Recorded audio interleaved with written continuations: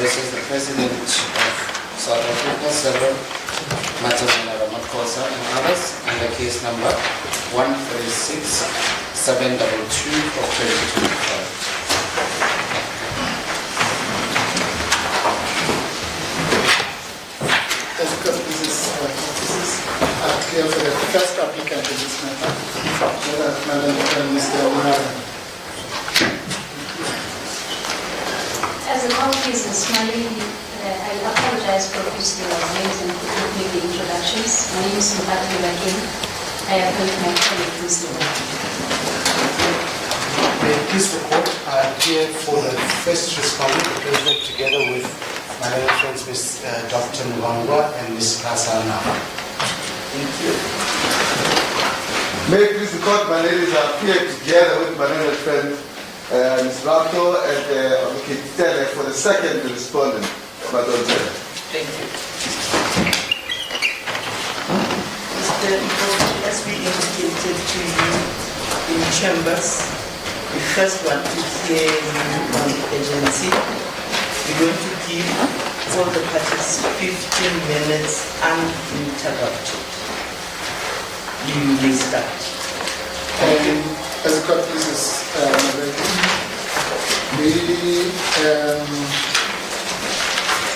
for the first and second applicant, we decided to share up the time. So I'll take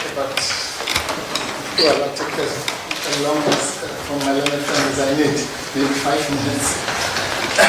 Because as the court knows, we have joint meetings. Yes,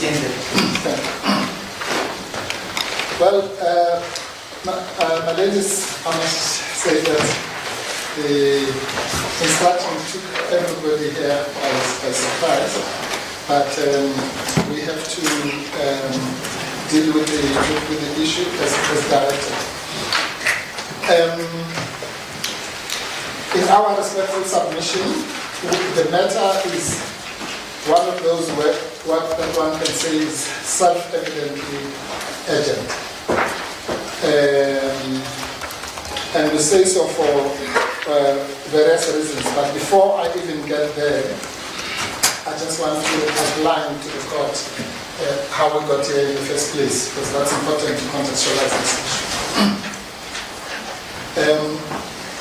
The court will know that these events really have been referred here, by the Constitutional Court, on the basis that the Constitutional Court said it did not have exclusive jurisdiction or direct access. And therefore, ipso facto, that was referring the matter to the High Court, as it were. Now,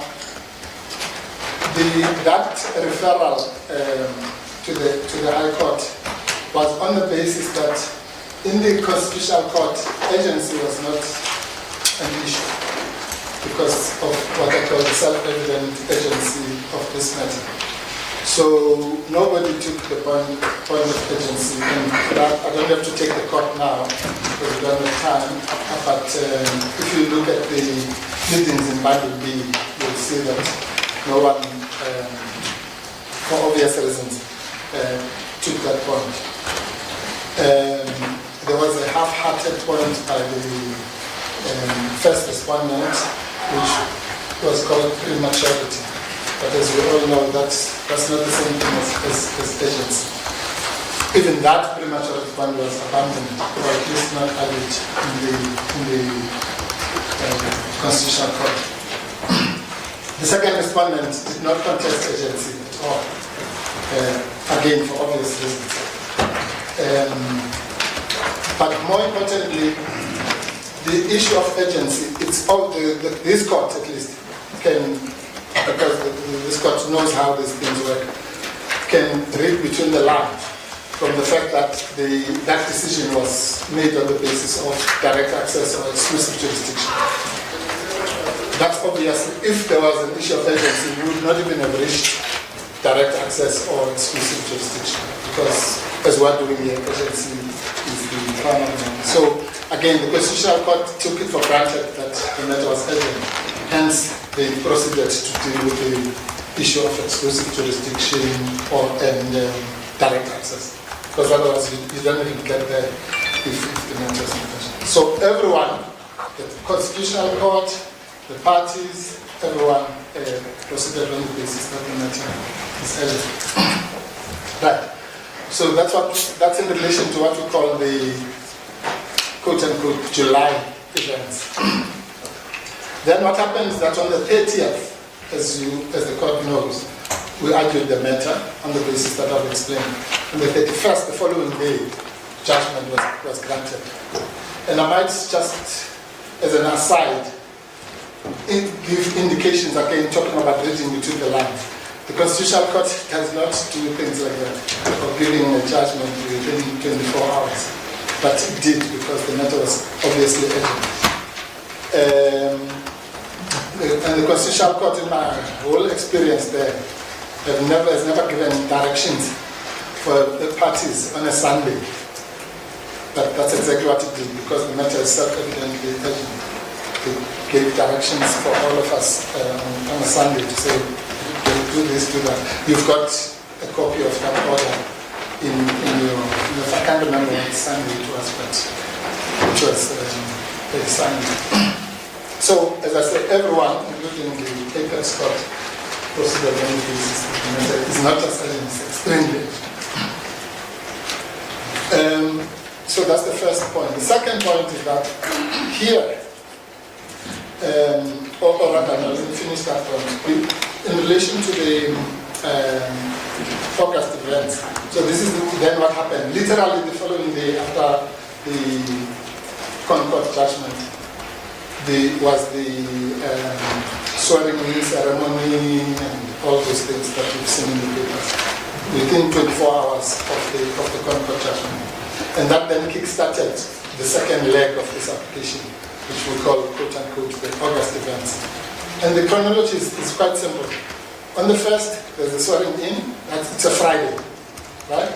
On the 4th, which is the following Monday, literally the next working day, a letter is returned to the President, a letter of demand, so to speak. And it is given until the Friday of that week. A bit tight, but we know the President is not just sitting there waiting for us, so we have to give him a reasonable amount of time. And he was given until the Friday. On the Friday, he responded to the letter of demand, and on the Monday, the papers were finished. I think they were served on the Tuesday the 12th. So literally, there's not even a day in between all those steps. So that's clearly treating the matter with the urgency that it deserves. Now, let's come to the second leg of the point. I can't say collective view now, because it's the other parties will say whatever they have to say. But at least the applicant's point of view is that the agency has in any event been overtaken by events. So what actually happened, again, just to take this court, because of course we have to take this court into the part where it was not part of the matter. What happened is that the matter was set down on the 26th of August in the agent court, in the normal agent court, quote unquote. And the acting judge president took it upon himself to say that this matter, because of the size of the papers and all that, is not suitable for the agent court. And he would give it to a special allocation. So if you go to 036-7, Is it possible that the junior can auto direct us? oh yes, let me check. This is not the joint chronology of events. That's correct. Yes, thank you. Just tell me, check it. I'm not capable of these things. Exactly. But I'll find you this with the call. It's 036-7. the presiding judge is there. Are the other justices fine?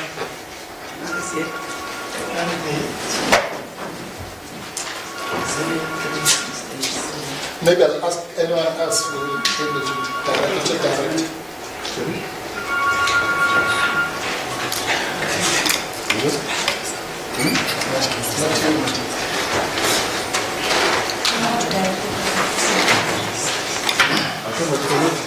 I've stopped the clock.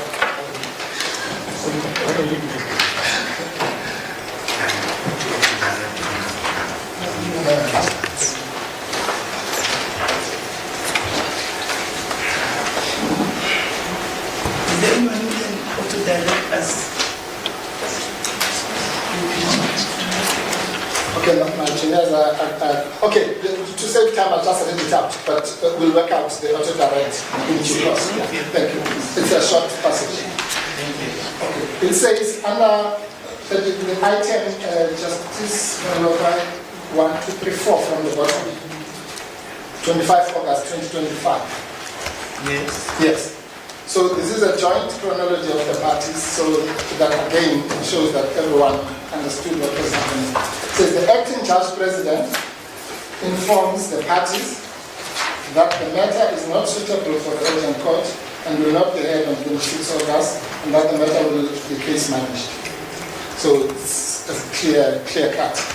That's what happened, and that's common cause.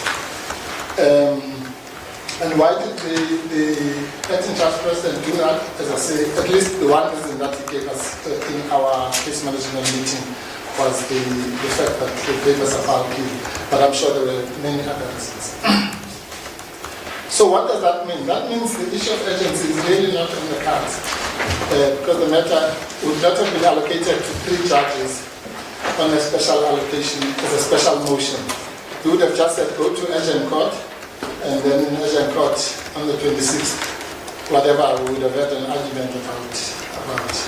You could not have possibly allocated 3 judges to deal with urgency.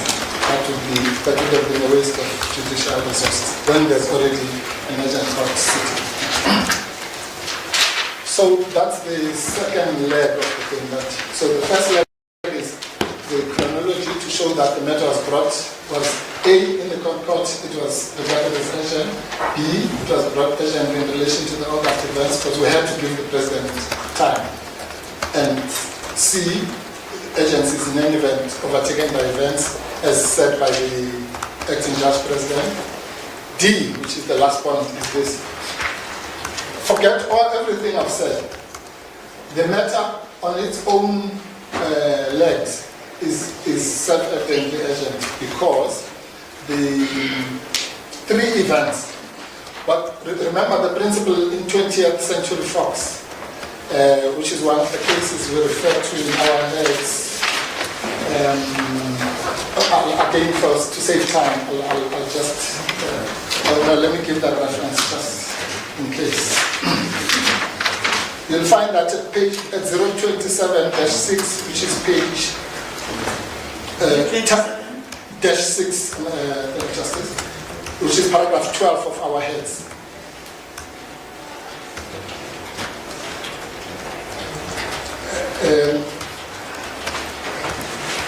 And again, I'll read it for the benefit of the bench.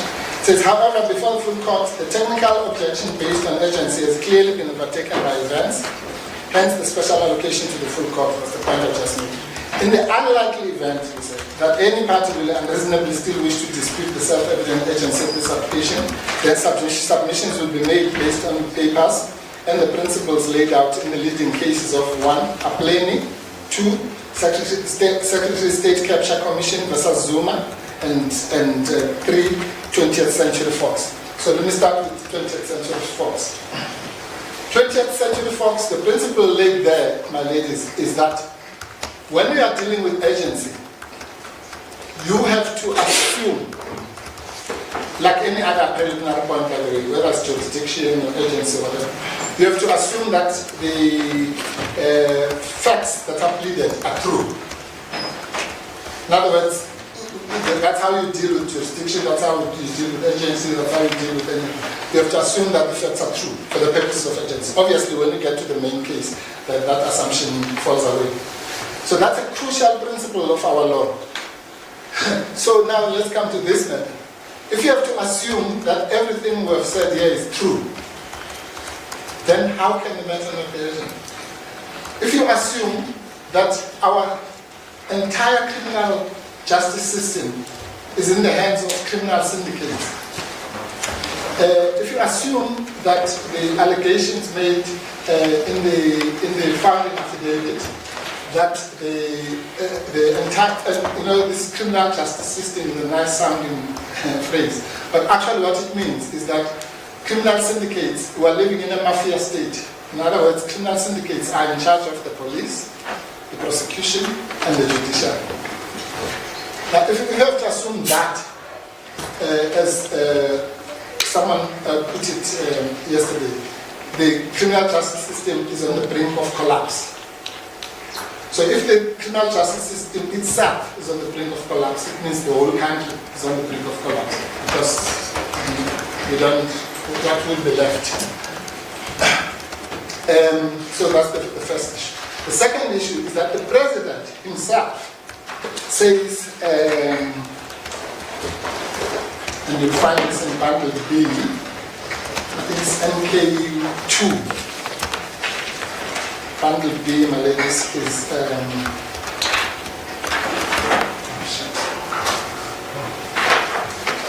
MK2.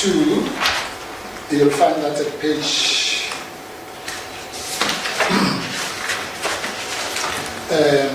that's the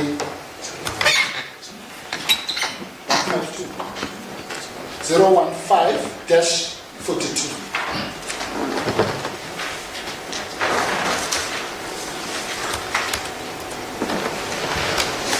Thank you. No, that's the wrong one.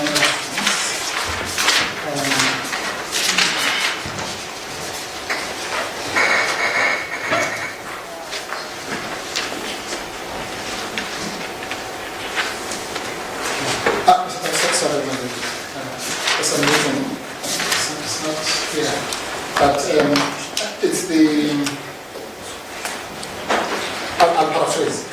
The president, when he made his announcement on the 13th of July, said, again, I don't think anyone can contest that, said these matters require urgent attention and urgent investigation and so on. The word urgent appears, I don't know how many times in that.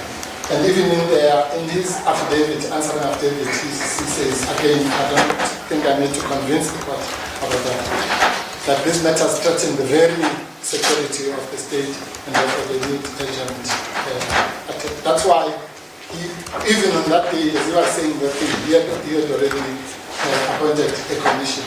He had already done this and that within the space of less than a week. So there's no question from anybody's mind if the president himself says that who is now the opponent here. As I say, Minister Mkhwanazi, to his credit, did not even raise the issue because the matter is obviously in the constitutional court. Okay, so yeah, in MK2, he said, the president says, these allegations therefore call for an urgent and comprehensive investigation. And as I said, you'll find out running right through the affidavit, because everyone knows that the matters are. Last point is that okay, so if you have to assume using Century Fox, that one, what we are saying is true. So one, there's a commission which started yesterday that is inconsistent with the Constitution. Two, there is I don't know whether acting minister or whatever, that's another debate we'll have later, who's illegally appointed. So actually the whole country is now being run illegally, the security system. And three, you assume that there's another minister, also called the Minister of Police, who's on leave, being paid by the taxpayer for the next at least minimum of 6 months for doing nothing. Or just assume those 3 things only. And on what basis can one say, no, we can hear this in due course?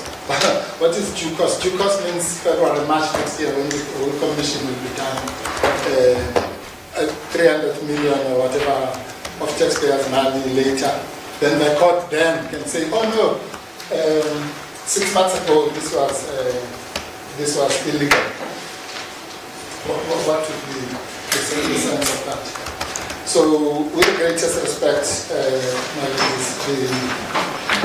this is a matter that, honestly, for all those reasons, each one of those reasons alone, Concord, the HAP's actions, the merits of the case, the Century Fox, and the fact that we're dealing with unprecedented events. Again, I don't have to convince the court about that. That's what was said in the case of Secretary for State Capture Commission versus Zuma. The Concord said, we're hearing this matter on an urgent basis, direct access on a criminal matter, so to speak, which has never happened. Why? Because they said it's because this is unprecedented territory. And Apleni, this court held in Apleni that one, if you have the following 3 things, the matter is urgent. 1, there's a contest about the rule of law. 2, there's wastage of state state resources. The citation is at the bottom of page 8.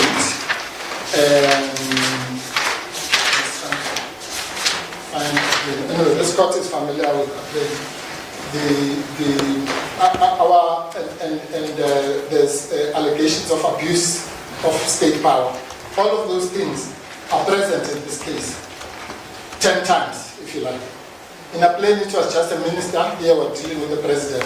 In Apleni, it was just the suspension of a DG. Here we're dealing with all the 3 things that I've mentioned, which are monumentally. And in Apleni, there was suggestion of abuse of process. We've said here there's abuse of process because Minister Mkhwanazi, the relationship between Minister Mkhwanazi and the President, which again, for the purposes of urgency, must assume to be true, is that the reason he did this whole hullabaloo is to save his friend or political ally or whatever from the obvious action which should be the dismissal. And that is why he acted inconsistently. For example, if you compare what he did with the DA Deputy Minister, Whitfield, whose only sin was that he just went overseas, compared to how he treats someone who is said to be working with drug cartels and all that. That alone, again, you must assume that is true. So it means all those cases, Apleni, Zuma case, and 20th century are applicable. And this court is bound by, it's not bound in the sense that it's one judge, but at least it will have to say it was wrong. What Fabricius J said in Apleni, when he said, if you have abuse of court process, and you're fighting about human rights or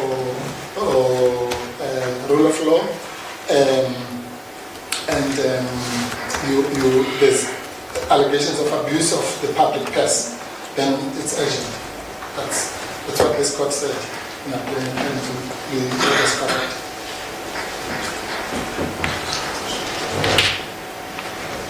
Just checking how much.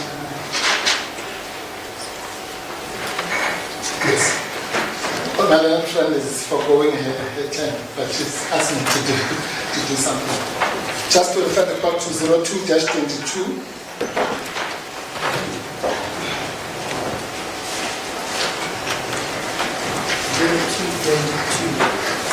Yes.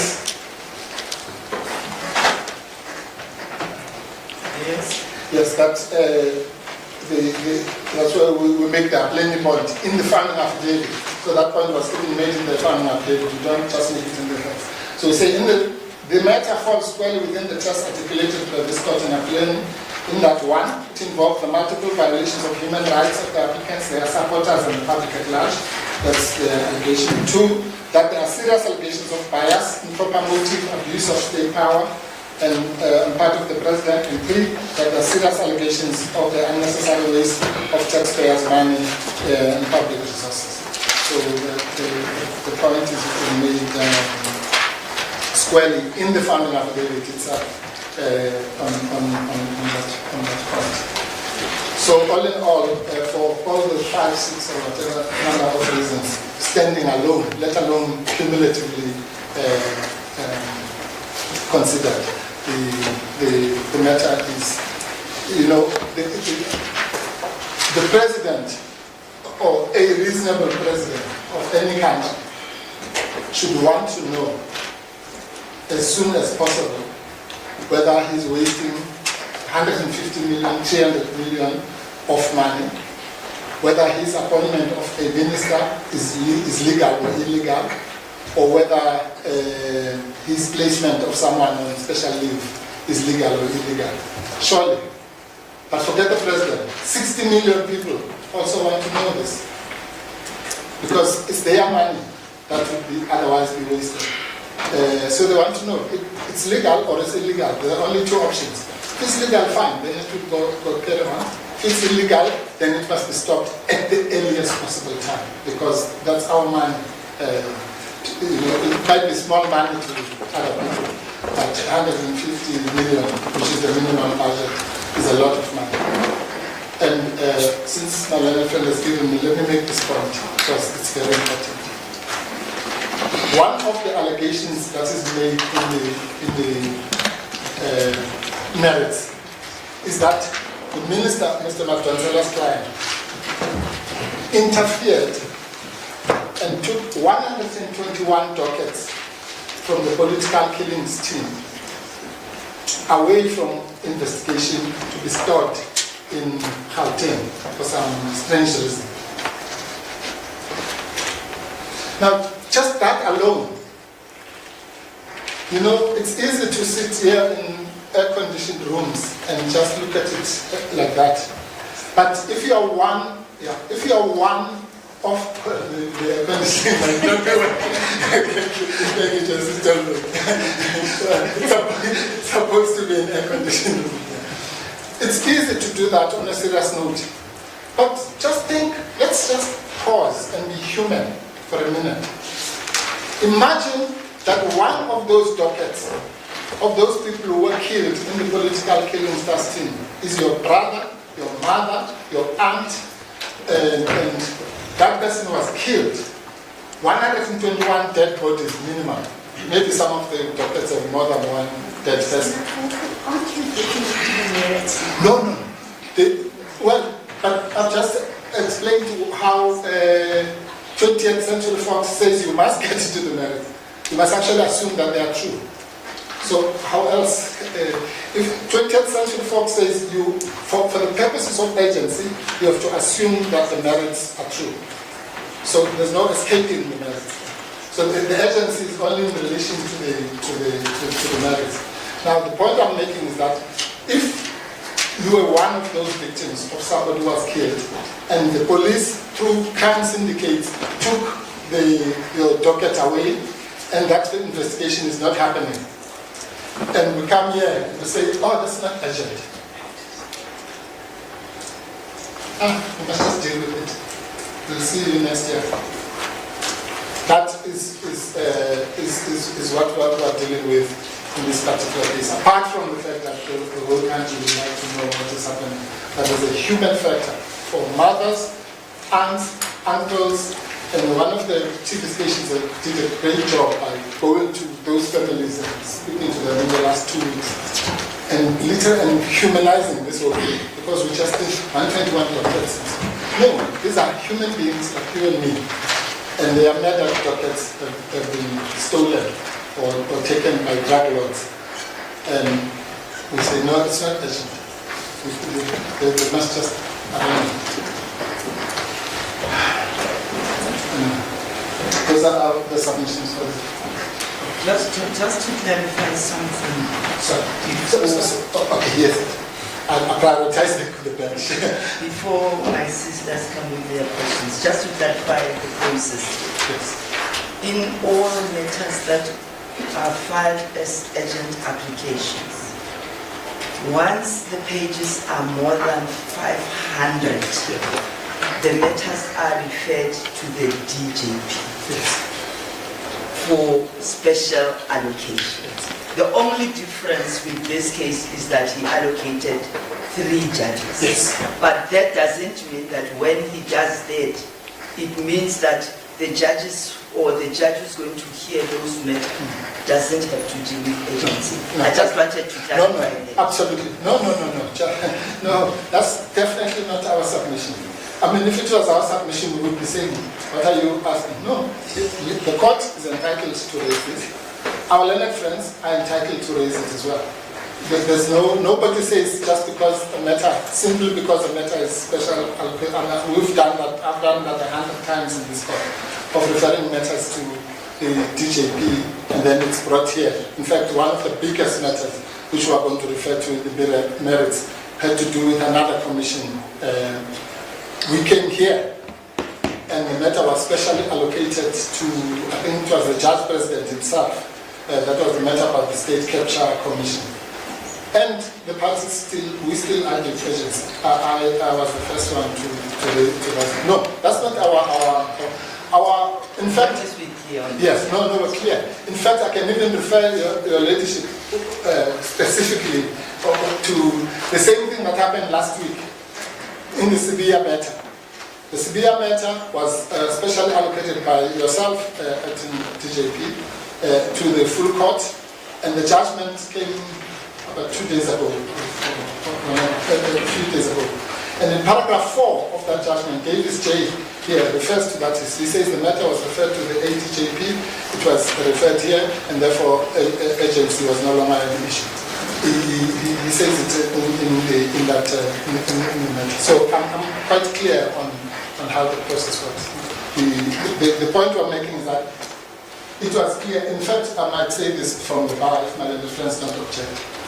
The ATJP wanted to allocate this matter for last week. We were not, me and one of my journalists were not available because I was in another court. And then he said, okay, we'll do the week after. Normally courts don't sit this week, because it's the last week of term. But he said, I'll make an exception because the matter is self-evidently urgent. It needs to be heard, and that is why he did it.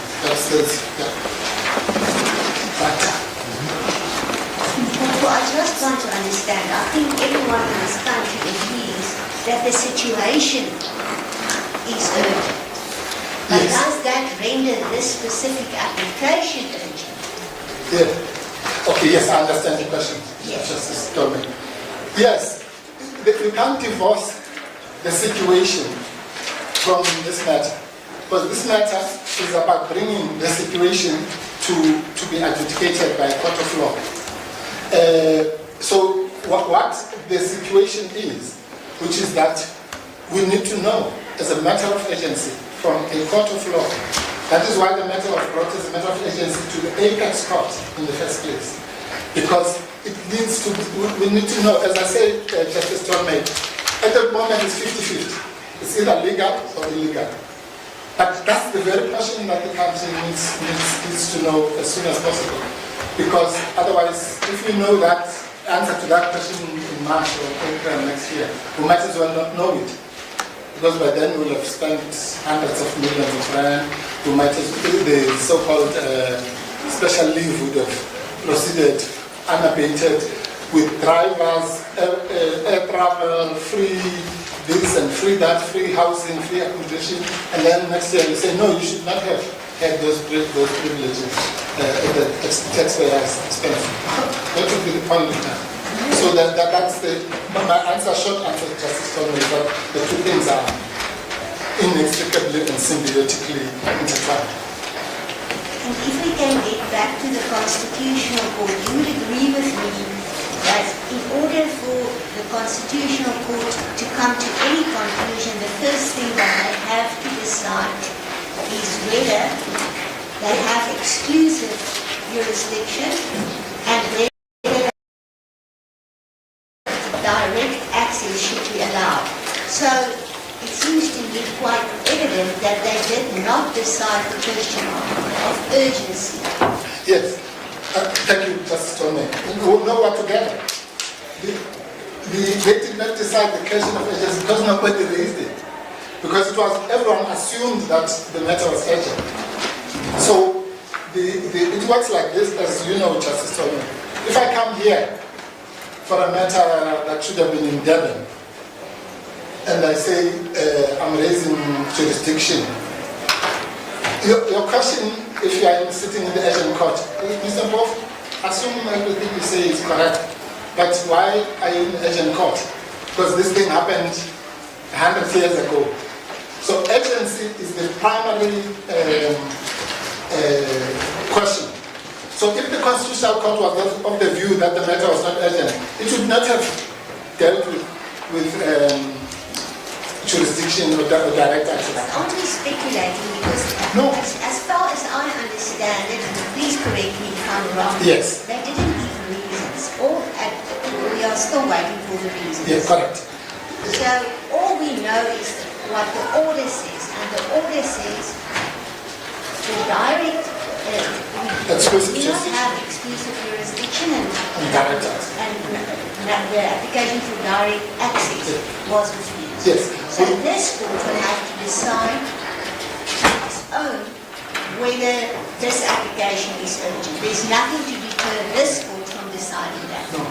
Again, as I was saying to the presiding judge, there's nothing to deter this court. Please, if anyone is understanding me to be saying this court is deterred from dealing with this question, please, then it means it's my fault. I'm not saying that. All I'm saying is that you are right, Justice Tony. We don't know the reasons. But what we know is the law. All of us here, we know that in law, if the question of urgency was decided against us, they would not have been able, as a matter of law, to reach jurisdiction or to reach direct access. That's just the law. It doesn't matter what the reasons are and so on. If that court had said, okay, Mr. Mpofu, before we all these interesting things, but why do you wake us up on a Sunday and to be here? And they find that there's no urgency. That would have been the end of it. There would have been no need to debate issues of direct access or jurisdiction. As a matter of law, urgency, as it is happening here now, is the primary, is the foremost, is the first question. So you can deduct, any lawyer can deduct that, well, if we dealt with the merits or we dealt with the preliminary points, therefore it means urgency either was decided against, if it had been taken, it was decided against them, but in this case it was not even taken. So it was assumed to redress. That's the only point I'm making. So you have to accept as a matter of law that the Constitutional Court dealt with the matter as a matter of urgency. Hence they gave judgment within 24 hours. Because the matter was self-evidently urgent. Hence they gave us those directions on a Sunday and so on. Those are the only points I'm making. Thank you, Justice. But it never precluded, it didn't say, if any party, I mean, an example is the second respondent. They considered urgency there, but here they took it. We couldn't say to them, oh no, you can't take it now. It's their right. Mr. Mpofu, in your submissions to this court by the Constitutional Court, did I hear you correctly? Yes, no, that's why I did this. What I was saying, that's why I did this. I was saying, when the Constitutional Court Justice says that, when it says, okay, forget about exclusive jurisdiction for a minute. Let's just talk about direct access. When it says we don't have direct access in this matter, what it is saying in English is that this matter should go to the High Court first before it comes back to us in terms of Section 172(2)(a). And that's why people even found it strange that the Constitutional Court said costs are reserved. And I had to debate it with my learned friends. What does it mean, costs are reserved? So because the matter will come back to the Constitutional Court in terms of 172. So what they are saying in shorthand is that it must first go to the High Court, and so that we get the wisdom of that court and so on. Rightly or wrongly, we think wrongly, but that's neither here nor there. Similarly, when it says we don't have exclusive jurisdiction, it means the courts have jurisdiction, the High Court has jurisdiction, but not us. So that's why I did this justice, to say, therefore, what they were saying is that we can't hear it because we're the apex court.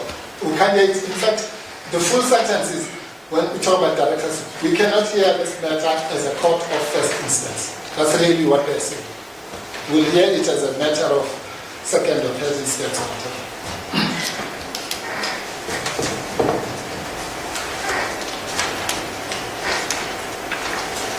And something related to that, Justice Molo, is the fact that the matter has, if you like, I can't remember the paragraph now, but we say in our founding affidavit, this matter has got two legs. The first leg is the July events, the second leg is the August events. So that, obviously, the court could not have spoken about August events because they had not happened, it was July. But as far as that is concerned, that's why I broke it down to say, as far as the July events, the Concord. But after that, I then gave you the blow by blow. This is what happened on the 1st, this is what happened on the 4th, this is what happened in relation to the second leg, which is the August events. Because the August events were kick-started by the so-called, the new introduction of a new thing in this whole case called Minister Without Portfolio, which was an attempt to retrofit the facts, as it were, because it was obvious that it was illegal, the appointment of Minister Kachelia or acting Minister Kachelia. And that's why the August events then kickstart almost a new process, which is why we asked the 15 questions and asked for reasons. And the president did not even have the courtesy of giving us reasons, which is a duty of accountability. There's no president who cannot give you reason, even if whatever. To say to a citizen who says, why did you do this and this and this and this, 15 questions, and please give us your reasons, and then you give them the middle finger. Say, I'm not going to tell you. This was not just what the SCA said in the case of Johannesburg Bar versus JSC. If you do that, you are basically denying the litigant the right to go to court and ask for rationality. Because how are you going to ask for rationality when you don't know what the reasons are? And for a president to do that is really something that this court will argue later should honestly frown upon. Even if this matter was not of this magnitude, even if it was about a dog license, you can't say, I'm not going to give you reasons. When you are a public, we are accountable to the public. I think you went into the merits at that point. I was about to just say, just to interrupt you and say to you that Mr. Mpofu, I think now we're going into the merits. And if we could go back to the issue of the urgency. But at least you have stopped your submissions, so it's fine. Yes, okay. I have to say this again. It is not possible, well, in my limited experience, it is not possible to decide the question of urgency divorced from the merits. I mean, if I say I'm here because my father is sitting in a hospital, he's about to die, and some doctor is going to pull the plug, and therefore I'm here, court. I don't even have papers. I'm just here because in the next 2 hours, my father is going to be, the plug is going to, they can't say, no, don't tell us about what's happening in the hospital. We just want to hear your urgency. Urgency of what? It's the urgency of the fact that there is a life-threatening situation. The only difference here is that the life-threatening situation is for the country itself, not one father. All of us, 60 million of us, are on life support because the criminal justice system has been hijacked by the mafia. So it's a difference between urgency in relation to one person who's about to die and a nation that is on the brink of collapse. Thank you, Mr. Mpofu. I think we'll now hear the first respondents. Counsel.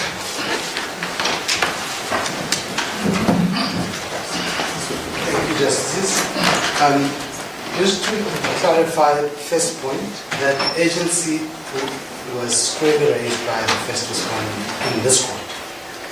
And you will find that in the answering affidavit is addressed from page 007-10. I'll come back to that. That's the first point.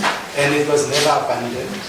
When the matter was case managed by the AJP, the first respondent made it clear that it persisted in the issue of agency and in fact opposed the request that the matter be allocated for 2 days and insisted that it should proceed in the agent care so that that issue can be addressed. And the court will find the letter in the 030-22. It's attached to the interlocutory application for the admission of further evidence. So that was made clear by the first respondent. And our understanding from the AJP, both in relation to the question of agency and the interlocutory application, is that this court will determine those matters because the court is already seized with the matter. That's the first point. In this court, agency has been squarely raised, has been addressed also in the heads of argument of the first respondent quite comprehensively at 032-10, fully addressing all of the points raised by the first applicants. The second point is about the Constitutional Court, and is to clarify matters there.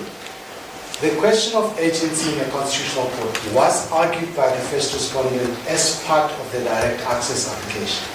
In other words, that agency is relevant to direct access. That was raised. Now, the fact that the court declined direct access and exclusive jurisdiction, in fact, counts against the first applicant for it, because if it insisted that the matter was urgent and justified direct access, and the court said no direct access, we can come to the High Court. In fact, the conclusion on agency, if there is any, we're speculating because one of the reasons, would squarely be against the applicants and not for them. But what the Constitutional Court certainly did was to decline jurisdiction and did not decide any other issue. So this court, as it were, is obliged to determine whether the matter is urgent, applying the test for agency. And we know in terms of Rule 612 that it is this court's discretion to determine whether this matter justifies jumping the queue and being addressed at the point at which it sought to be addressed, given even the weighty issues that the matter raises about the executive powers and the like. There are two core requirements for agency which we address in our heads of argument. The first is that you have to satisfy the court that you cannot obtain substantial redress in courts. And you have to not only just make a fair allegation, you have to say why that is the case. That's the first one. And secondly, you should show that you have come to court as quickly as you could. Approach the court for relief. And we'll demonstrate that on their own founding affidavit, they fail both tests, specifically fail the no substantial relief in due course. And that matter of agency in the applicant's founding affidavit is dealt with at 002-20. You will see, my ladies, that when you read that 3 pages dealing with agency, nothing is said about substantial redress in due course. Nothing, absolutely zilch. What it says at 55, paragraph 55 is, it will be observed that no opposing party contested the self-evident agency of this matter in the answering papers in the Constitutional Court. This was understandable and sensible in the circumstances. Accordingly, it is not reasonably anticipated that agency will be an issue. Nevertheless, we address it. They are seeking urgent audience with this court, and they couldn't simply prejudge how the respondents were going to respond. And then they say 56, as explained above, the agency of the matter is clearly not self-created, and it can never reasonably be asserted that relief may be obtained in due course. That's all they say about relief in due course. They don't say why that is the case, and they say only that the commission has already commenced at taxpayers' money. Well, that means the horse is bolted. That doesn't make the matter urgent, it makes the matter less urgent, because you will get relief under section 172B in due course of the Constitution. When the court, if the court declares the commission unlawful, it will give just an equitable remedy. This court will do the same. This court may decline to set aside the commission of inquiry, even if Madlanga friends were to convince the court that there is an invalidity about that commission. So their position now and their position later is no different. And the second point they say is that the so-called Minister of Police has since assumed office. So the horse is bolted. The minister is in his office, he's performing his function. That is not a justification or agency. It counts against them. They should have come to court to stop the minister taking office. They tried, but they went to the wrong court. Who's to blame for that? They say the minister who has been illegally placed on special leave is on special leave. Yes. So the horse has bolted on 3 decisions that they contest. And then they say there are unprecedented allegations of executive and judicial capture in 62. That's the situation versus the agency of this case. The situation is being addressed agency by the Commission of Inquiry and the appointment of the new minister who is looking after the police to ensure that there is no interference in the investigations. They say in 63 it involves the inherently urgent matter of the protection of whistleblowers who risk all of the public benefit, usually as a last resort in this case. This court can do nothing about protecting whistleblowers, even if it finds for the applicants. It's not the relief they seek in their application. So there is no case made out why a section 172 relief in due course would not be sufficient if the matter was heard in due course. Because commissions of inquiries, outcomes of commissions of inquiries are routinely reviewed and set aside by courts. And appropriate relief can be granted in that regard. And there is nothing special about this particular commission of inquiry than other commissions of inquiry that have been allowed to run their course. And whoever is aggrieved by those outcomes come to court. Then at 64 they tell you that, recall that in the chronology, their application in the Constitutional Court was dismissed on the 31st of July. What did they do when that application was dismissed? They wrote a letter to the President, and that my ladies will find in 002-58. That's the letter my lady friend says with lots of interrogatories, that's what I'll call them, interrogatories. It's not a letter simply saying, give us your reasons for the decisions you made. It's an interrogation. And there is a response, and the President did not simply show them the middle finger. You will find the response at 00267. So you will see that that letter is dated 4 August. So they waited from the 31st of July after their application was dismissed until the 4th of August to write the letter. And all they have done coming to this court is to repackage their application that they sent to the Constitutional Court and even attach the Constitutional Court application. There's no reason why instead of coming to court they wrote a letter. They wrote a letter on the 4th of August, and we're happy to wait for the President's response on the 8th of August, which the court will find as 002-67. And the President's response is headed 31 July announcement and 1 August conduct. The Presidency has received your letter dated 4 August in which you demand answers to a number of questions and threaten urgent court proceedings. I have been asked to respond to your letter on the President's instructions. Your letter indicates that it is written on the instructions of your client, former President Zuma, who is the leader of the uMkhonto Sizwe Party. The information that your client seeks in paragraph 3 of the letter is for the most part already in the public domain and was dealt with in the President's answering affidavit in the proceedings before the Constitutional Court. Reasons were given for all of the decisions that we are challenging. 4, to the extent that your client seeks information that is not already available to him, he will be aware as the leader of the uMkhonto Sizwe Party of the procedure under Chapter 10 of the National Assembly Rules to address a request for oral or written questions to the President. That is the appropriate manner for a political party and its leader to address questions to the President. When the President receives questions through those proper procedures, he deals with them in accordance with the requirements of the rules.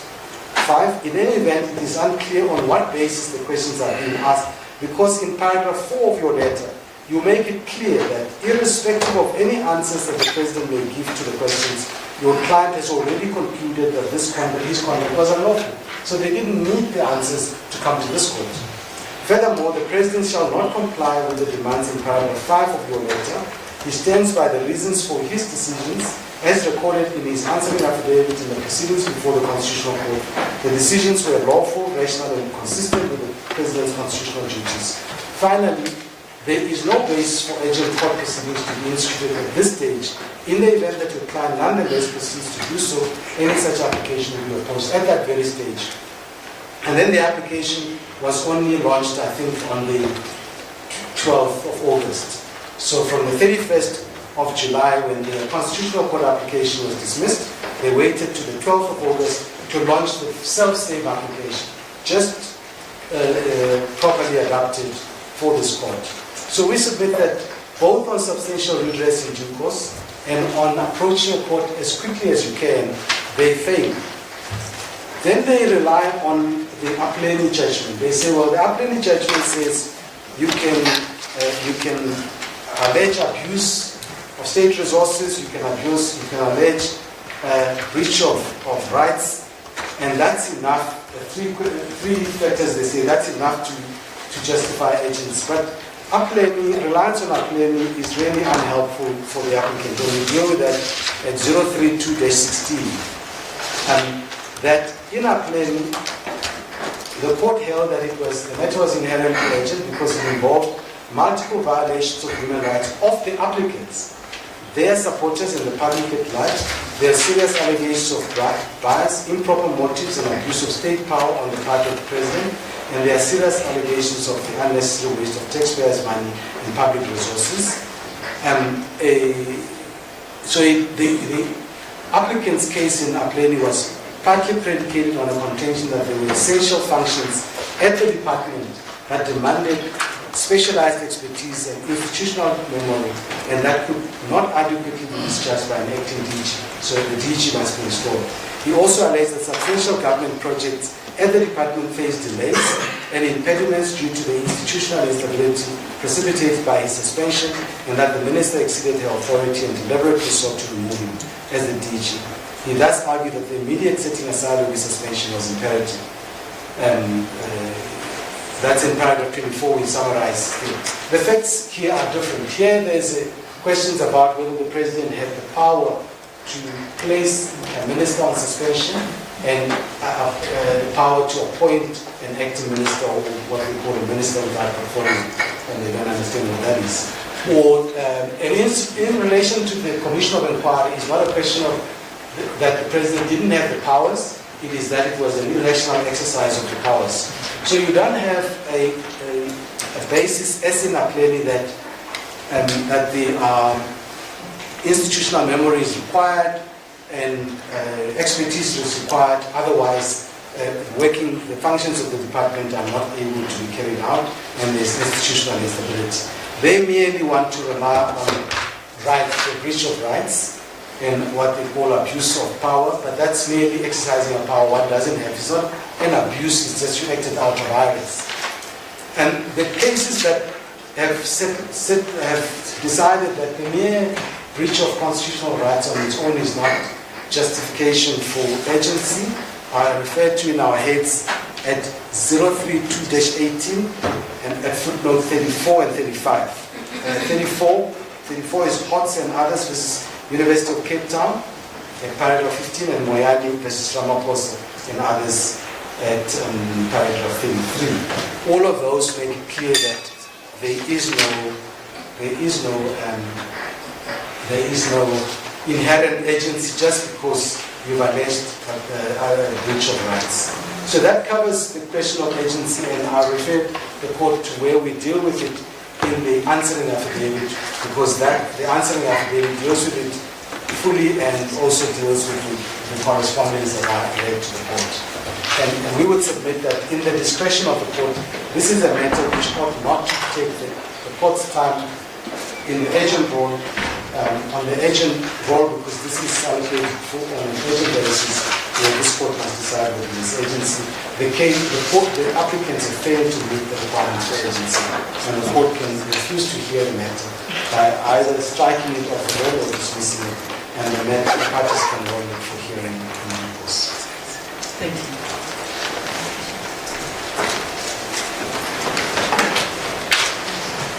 Just something on the talk.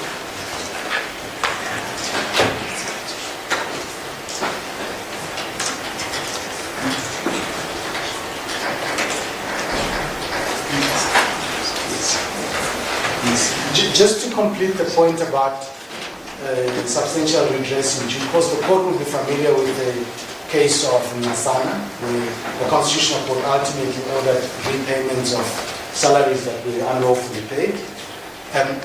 Just demonstrating the wide discretion which a court has when it hears a constitutional challenge and has to decide what an appropriate remedy would be in a particular set of circumstances. Those remedies are available for the applicants today, and they are available for the applicants in years' time. They don't go away. And so there is no basis to justify agency on the ground that there will be no substantial redress in due course. Thank you. Thank you. Those are submissions. Thank you. Can we hear the counsel please, the respondent? As the court please, my ladies.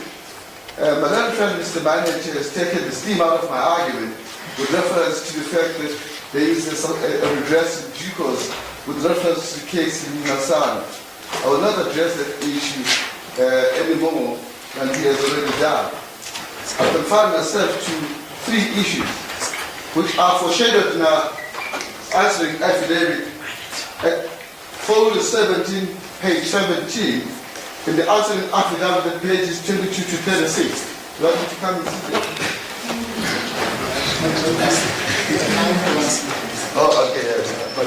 All my documents are there. So if I don't have those are read to my documents of the assistant.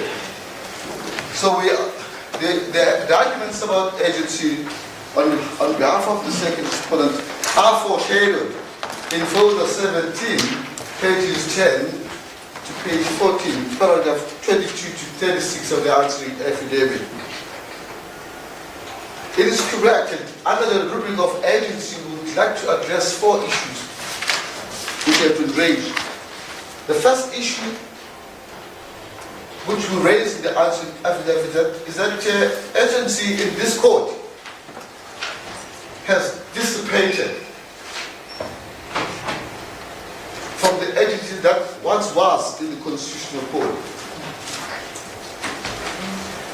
And we make the point in paragraph 32 of our answering affidavit that was so because of the applicant's adoption of a bad legal strategy when they approached the Constitutional Court for direct access in circumstances where their claim to direct access and exclusive jurisdiction was precarious. And the point we made, my lady, is that it was open to them when approaching the Constitutional Court to approach litigation in belt and braces, to approach the Constitutional Court conditionally on the basis that they will approach this court and only access jurisdiction of the court or direct access to the court if this court does not exercise or does not hear the matter, or vice versa, to approach the Constitutional Court on the basis that they will tell this court, if they approach the court, that the matter has been seized or has been accepted by the Constitutional Court. They adopted a bad legal strategy in not adopting that approach, because if they had done so, then the outcome that ultimately came from the Constitutional Court, where the Constitutional Court declined jurisdiction, would have left available the remedy of them coming to this court at that time. You recall, my lady, the reason why the approach to the Constitutional Court and the agency was claimed at that time was in anticipation of the Madlanga Commission, which was due to start on the 1st of September. First of August, I'm sure. It was 1st of September. That was the anticipation. And the Constitutional Court created the regime for the entertainment of the matter up until, as it were, 31 of July. I think the record is correct. But then there was a postponement, which is irrelevant, which is now being sought to be introduced by our interlocutor. But the point of it is that the anticipation and the essence of the matter arose from the fact that there was a Madlanga Commission which was due to start around the corner. And also, the agency arose because Kachala's appointment was to take place on a day, like the 1st of August. So the matter remained urgent in the Constitutional Court, and we did not take agency at that point for that reason. But once the Constitutional Court declined to exercise jurisdiction, the agency that there was dissipated. And I'll deal with this with reference to the chronology, and that's the second part of my argument. The chronology of the matter indicates that the decisions which are viewed in this case were taken on the 13th of July. And you'll see this in the chronology in folder 14. So it's folder 36, page 3. And the judgment or the decision itself is in MK2, bundle B, at folder 15. The next timeline that is important is the 18th of July, when the applicants approach the Constitutional Court. And you'll see that in the chronology at page 5, sorry. It's the folder 36. And we know that in the Constitutional Court, the President took the point on jurisdiction and direct access when it's filed its answering affidavit on the 23rd of July. So it must have been clear to them, at least as early as 23 July, that their jurisdiction and access or direct access to the Constitutional Court was precarious. Even at that point, it was open to them to approach this court and say, look, the President has taken jurisdiction with direct access. In case we fail, want to preserve our agency and come to this court. They didn't do so. The next timeline is 8th July, when the Court heard the matter, and 31 July, when it ordered, it delivered order, declining to exercise jurisdiction and not to hear the matter. We know from that date that the applicants waited for 12 days thereafter, knowing that the matter is urgent and far away from the time that Kachala's was supposed to take office, or rather when the Madlanga Commission was supposed to take place. But we know that, the timeline is that on the 1st of August, I think Professor Kachala took office. On the 1st of August. But the Madlanga Commission was due to start a month later on the 1st of September. It didn't start for one or other reason. That was the anticipation, one of the anticipated events. So at least by the 12th of August, the agency of this matter had dissipated, firstly because by that time, Kachala had already been appointed. 2, the date for the hearing of the Madlanga Commission had been identified. It was the 1st of September. But knowing all those events were upcoming, The applicants waited for 12 days from 31 July and only launched this application on the 12th of August. And in the process, constrained the respondents to deliver answering affidavit in severely truncated timeline. I think the first and second respondents were given 2 or 3 days to deliver an answering affidavit on a case that had, as Bernard Feld says, repackaged.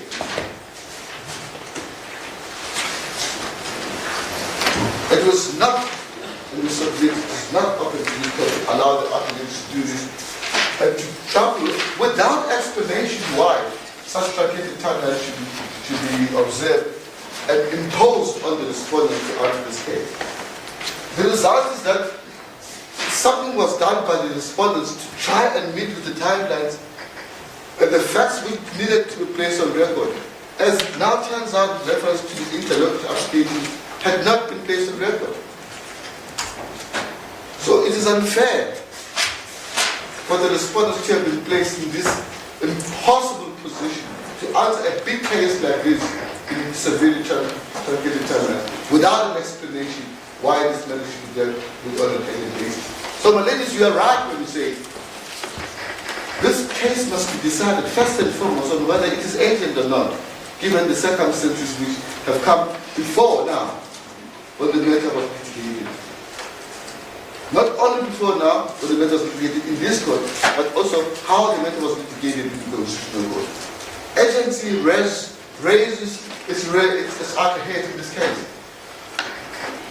More so because the respondents have not been placed in a proper position to deal with the matter comprehensively. Now, thirdly, and I don't want to deal with this point of absence of allegations or traversal of the requirement of this court that the applicant who comes to this court must at the very least demonstrate that he would not be afforded substantial redress in due course. Not even a sentence is dedicated to them. But we know, as Bernard Feld has said, that there is substantial redress in due course. Because if this application is pursued on rule of law grounds to vindicate the rule of law, which is an incident of constitutional principle of legality and constitutionality. If that is the point, under the rule of law remedies, there are a number of remedies available to the applicant, now and later, which will accord substantial vindication of the rights of the applicant in this understanding. In due course, in the applicant's application, there is no engagement, not even an attempt to engage with these requirements. With the result that this court is entitled in our submission to return a verdict that it does not have to deal with this matter on an urgent basis. Finally, we have heard today from Nhlanhla Mkhwanazi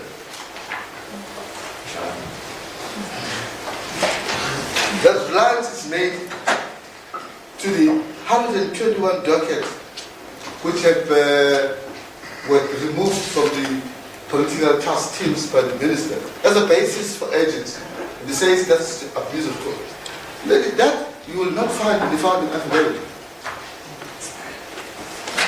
That's the unfairness of this agency, to now try and run the argument of agency on the basis of an argument that was never raised in the founding affidavit. The point about this 121 dockets argument, which has been raised for the first time in support of agency in this court, is now submission nothing else but to sensationalize the matter in order to align and avoid a legal issue of agency. The dockets, the 121 dockets, are a subject of discussion in the Madlanga Commission now. And that's the point. Why the President referred to the Madlanga Commission, to have those matters laid themselves out and dealt with the Madlanga Commission. And that's where they belong. And the country today is hearing evidence of that part, at least from the parties in Mkhwanazi. There's so much furor around it. I think Mr. Mkhwanazi, or Lieutenant General Mkhwanazi is cross-examined, but that is where the issue of the 121 belongs. It cannot be, and should never be, it was never made a basis of this court. So we submit to my ladies that the point of agency has been well taken, and this court should decline to entertain the matter urgently. We can wait for a day, another day, when rule of law arguments which are raised in this case can be raised properly. When all information, including the information that the applicant wants to introduce in this court by offering into the application, has been properly ventilated, including the ventilation of the issues, the very issues that Madlanga agency have properly been ventilated before Madlanga Commission. This is not the time, not okay, but this matter should be here on the matter of agency. So those submissions to say that matter is not agency is well taken.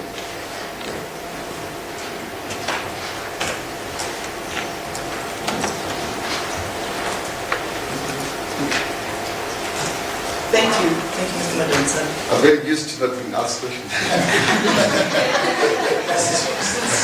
Yes, Yes, well, Nhlanhla Mkhwanazi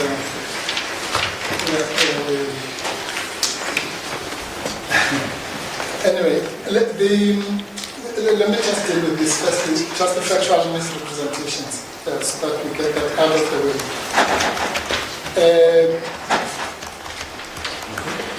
My learned friend, Mr. Magnete, really fudges a very simple issue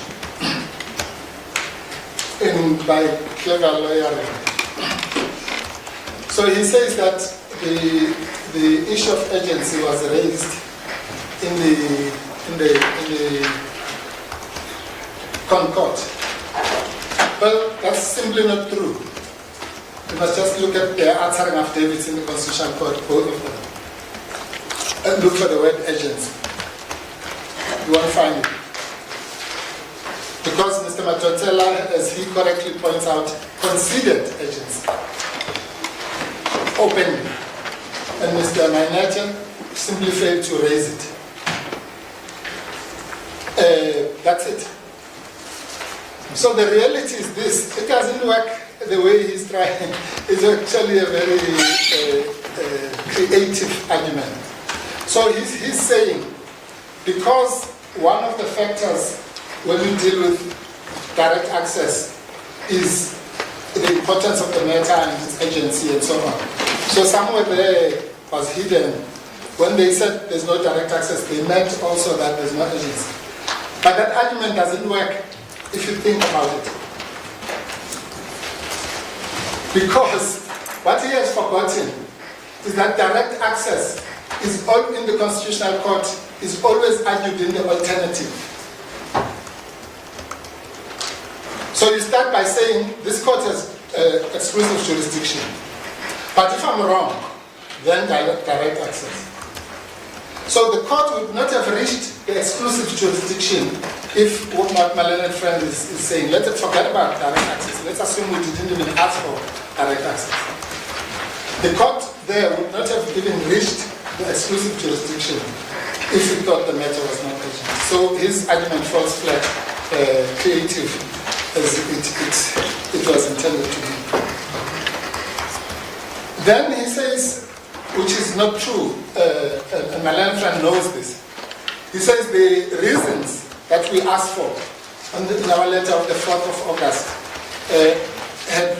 I'm going to quote him verbatim, reasons were given for all the challenges. That can't be true, logically.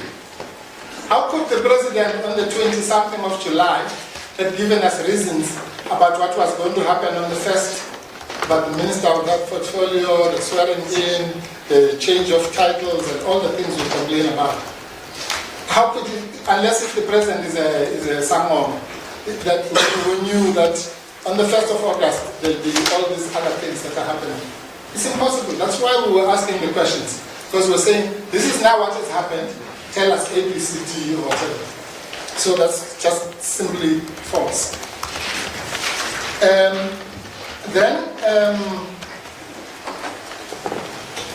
Malene Frank also says, let me then deal with Mr. Manager very systematically, having disposed of the misrepresentation. Now, this court, probably this very court, no, I think that's 16. I was standing here on a matter of this, as I indicated to the presiding judge, where the parties were saying, no, the matter is not urgent. And that was in relation to the State Capture Commission issue. And they were saying all these things that my learned friends are saying. No, they can get it in due course, the report can be, it doesn't matter whether it's next year or whatever. But this court said no. This is a matter of the utmost national importance. It has to be heard urgently. It has to be heard by 3 judges, and it must be heard now. And it was indeed so. And let me say this, there can be different rules when it's one president and other rules when it's another president. I was in that matter acting against the former president with my client today. And this court agreed that the matter of that setting up of the commission was a matter of urgency. But listen to this. This court went further.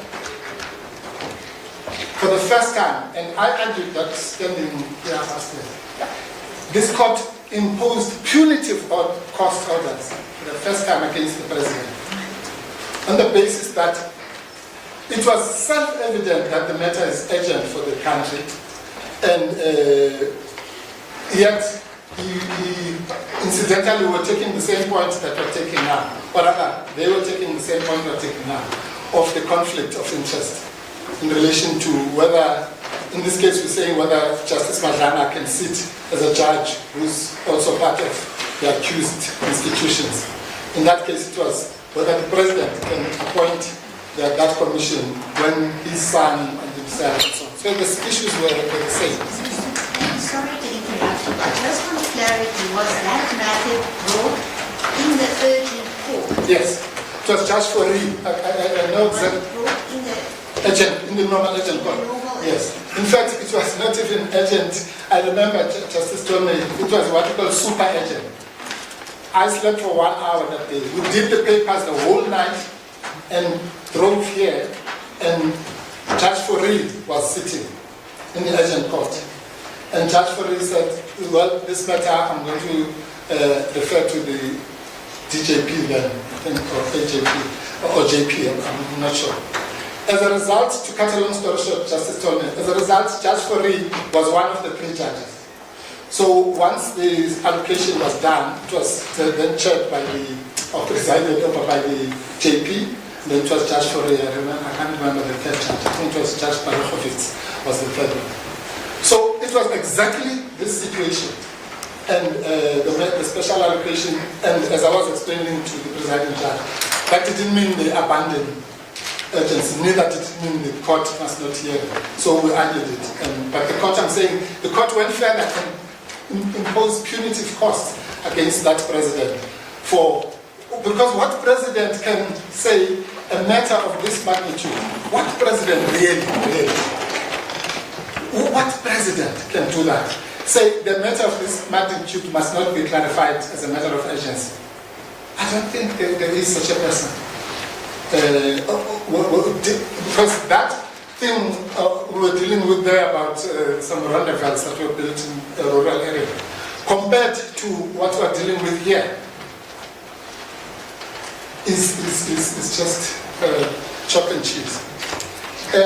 So that's as far as Mr. Mainecha is concerned. I'll deal with his overlapping things with Mr. Matanse. Yes, most of the points are overlapping with Mr. Matanse. But the last point I want to make, which covers both of them, as far as Mr. Mainecha is concerned, is that Mr. Mainecha agrees that Justice Fabricius in Apeni ruled that if those three requirements, I won't repeat them, are met, then the matter is inherently urgent. Now, there are not many matters in our courts which are regarded as inherently urgent. There are two that I know of. One is, there's a case called Victoria Ratepayers something in the Eastern Cape, which was decided about contempt of court. And the court, I forget the name of the judge now. The court there said, well, a matter of contempt of court is inherently urgent. The other matter which our courts have decided as inherently urgent is this kind of matter, where there are those three requirements: rule of law, human rights, public purse, and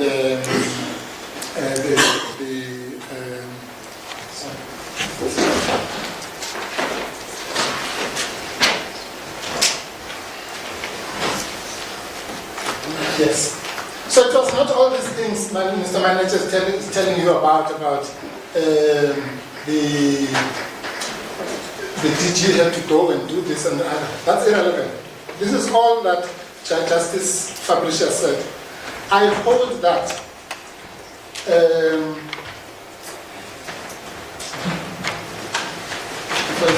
says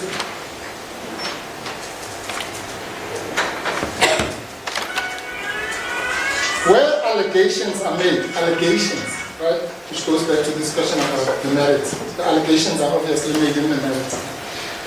Where allegations are made relating to abuse of power, present in this case, many times. Because we are saying he was just doing it because of his close political alliance, and that's why this one was treated differently to Mr. Whitfield. Sorry, Paragraph. Can you just direct it to the page? Yes, I'm sorry. I'll ask my learned friend. I think they uploaded the case. Is that in their case? It's in the joint binder as well, I'm told. I'll refer to you, Justice Mokos. I'll refer the pages. Can I quickly just read it? It's a short sentence. I will refer. I think it's paragraph. This one you can direct it to the Paragraph 10. Has it been directed? Yes, paragraph 10, Justice Mokos. Thank you very much. I apologize. He says,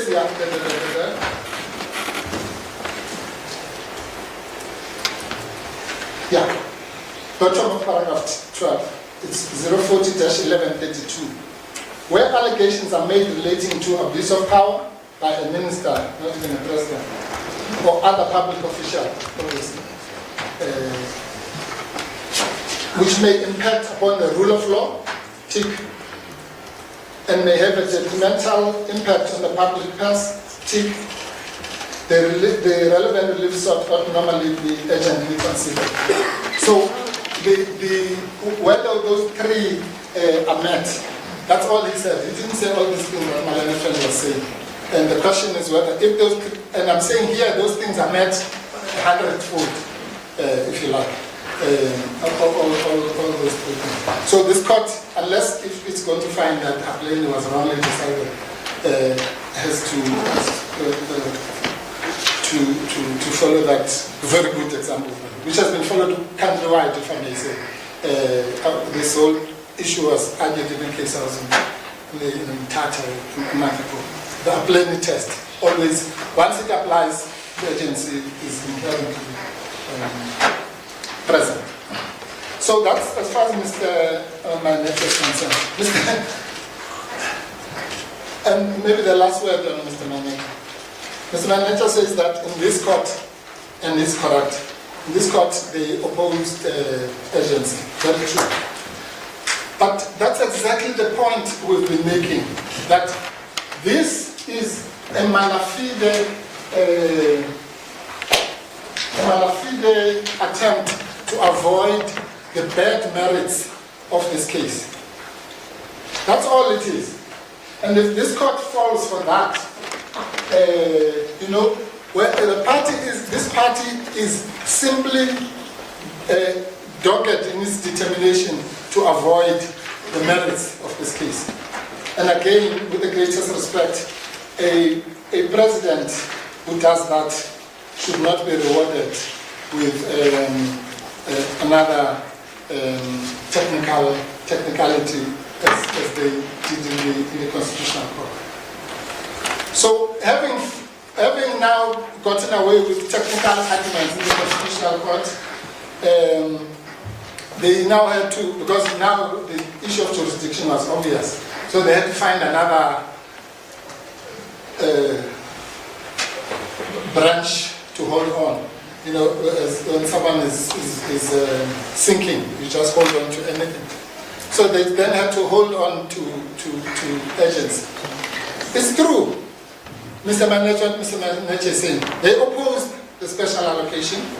The DJP still did it. They opposed the matter being referred to the full court. The DJP still did it. They opposed the matter being set down for 2 days. It was still done. They opposed exclusive jurisdiction in the court. They opposed direct access. They opposed the interlocutory application that's brought here. Why? Because there is no justification for the major illegalities that the president has committed. There isn't. So their job is simply to make sure that the merits of this case are never heard. And we just carry on and on and on a matter that's self-evidently urgent. And that alone, the malafides in that strategy, from a president know-how, is really something that no court should countenance. Because what are they scared of? Why don't we should be now right in the middle of the merits and determine once and for all whether there were illegalities or no illegalities. Mm-hmm. You don't have to be putting tires and stones on the road and every little thing to avoid the case. There are 3 judges, they've read the papers, the matter has been allocated. Let's get on with it and get an answer one way or the other. And then if the matter might go back to the Constitutional Court or not or whatever. Remember that even if we succeed, the matter still has to go to the Constitutional Court for confirmation. So that alone is a matter of urgency. It's a matter of law. There's nothing we can do. If you say, we agree with everything you say, Mr. President, I still have to go to the Constitutional Court. And that will take another 2 months or a month or whatever if the Constitutional Court considers it urgent, which I'm sure it will. So, when will the matter ever be heard? Anyway, if the court allows them now for the 7th time to avoid the matter, that's fine. Now, as far as Mr. Madlanga is concerned, really, I'm embarrassed, to say the least. Mr. Madlanga says here that it was a bad legal strategy to go to the Constitutional Court seeking exclusive jurisdiction and direct access. Well, Mr. Madlanga and his client, Mr. Mkhwanazi, considered direct access and exclusive jurisdiction in the Constitutional Court. So they thought it was a good legal strategy. They considered it. They considered agency. Now today, opportunistically, he says it should not have been done. Well, that's really, I don't know what to say. But to Mr. Madlanga's credit, he then says, the matter remained urgent in the court. So at least he concedes, I mean, he doesn't withdraw his concession, let me put it that way. So he concedes that the matter was urgent until the end of July. But according to him, and I'll show you why that is wrong, after that, it was no longer urgent. But how can that be? Because after that, from the 1st of August, I told the court in detail about what happened. And that on its own is urgent. Forget about court and whatever.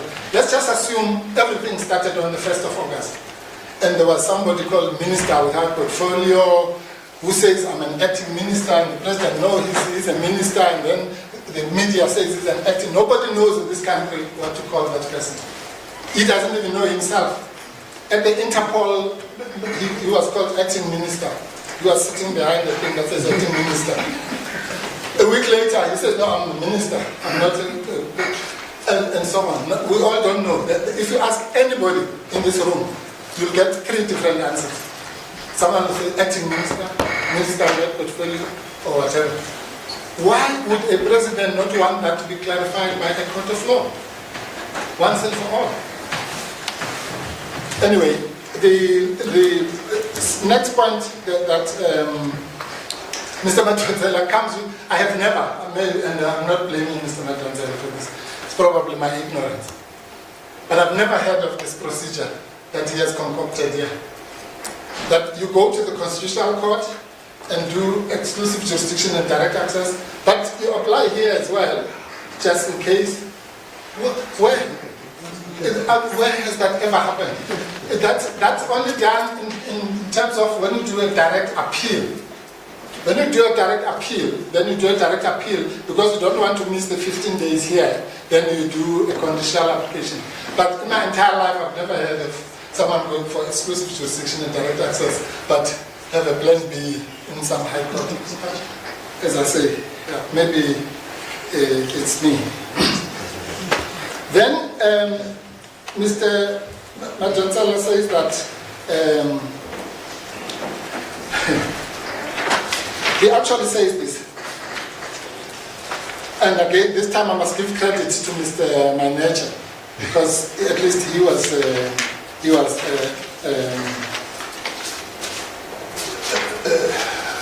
fair. Maybe let me put it that way. Mr. Manager read to you all the sentences where we talk about the why the matter cannot be heard in due course. We explain, it's 002-20 onwards. Mr. Madlanga says there's not even one sentence on this. Well, there's about 10 sentences. The first sentence is paragraph 56, 02-20. As explained above, the urgency of the matter is clearly not self-created and it can never be reasonably asserted that the relief may be obtained in due course. That's the first sentence. And then we explain from 57 onwards why. We say the commission has already commenced. All the things, I don't have to repeat that, I said that in chief. 2, we say the president has breached his oath of office to be faithful to the Republic of South Africa and to promote the rights of all South Africans. 3, we say the so-called Minister of Police has since assumed office and will be making decisions with affect to the security of the people of South Africa. The appointment is in breach of 91, 96 and 98 of the Constitution. 4, we say the Minister of Police who has been illegally placed, quote unquote, there's no such thing as placing someone on leave of absence. That's why we put those expensive privileges, such as bodyguards, drivers, free ministerial accommodation, air travel, domestic workers, and the like. As we speak, as we're standing here, that is happening. 5, we say it is tried that the matter invoked very serious and unprecedented allegations. That's the Zuma case thing which I said earlier. It is impossible to imagine a greater catastrophe than which would transpire if these allegations are true. And the matter is not held as one of the utmost agency. In relation to the question of urgency, the merits must be regarded as true and proven. That's the point I made earlier, 20th century.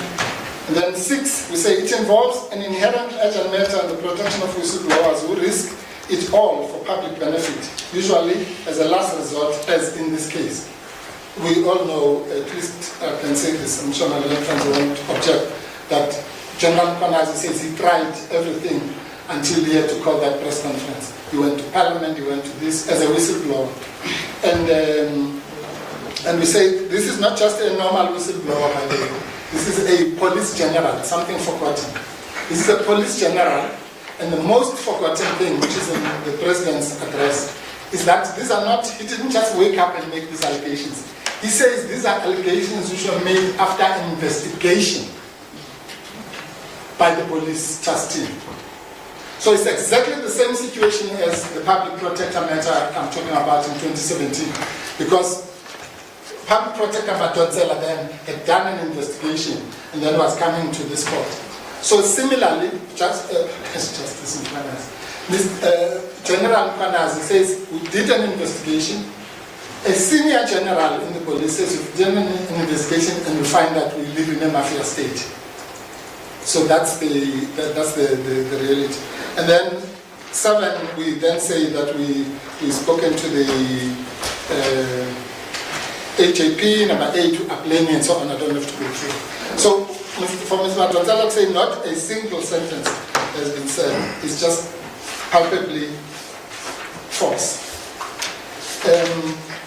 Therefore, all in all, 3 broad points.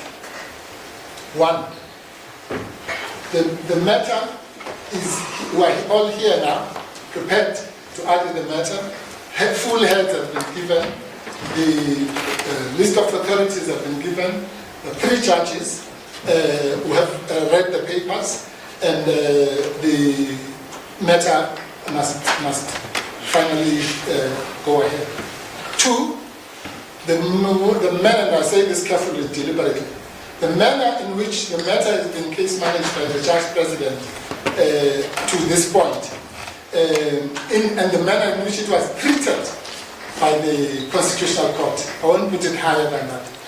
The manner in which it was treated by the Constitutional Court and the manner that it was case managed here all indicate that it is commensurate, let me put it that way, with the obvious urgency of the matter. 3, the requirements of inherent urgency, which are in Apleni, have all been met exceedingly so, more than in Apleni. And 4, the interest of the public and the victims of those political killings would like to know, and so would the rest of the 60 million citizens of this country, whether the criminal justice system, to the security services, to the metro services, to the judiciary, and the metro in 3 countries, is in the hands of drug lords. That if that is not urgent, then nothing ever will be. Nothing under the sun.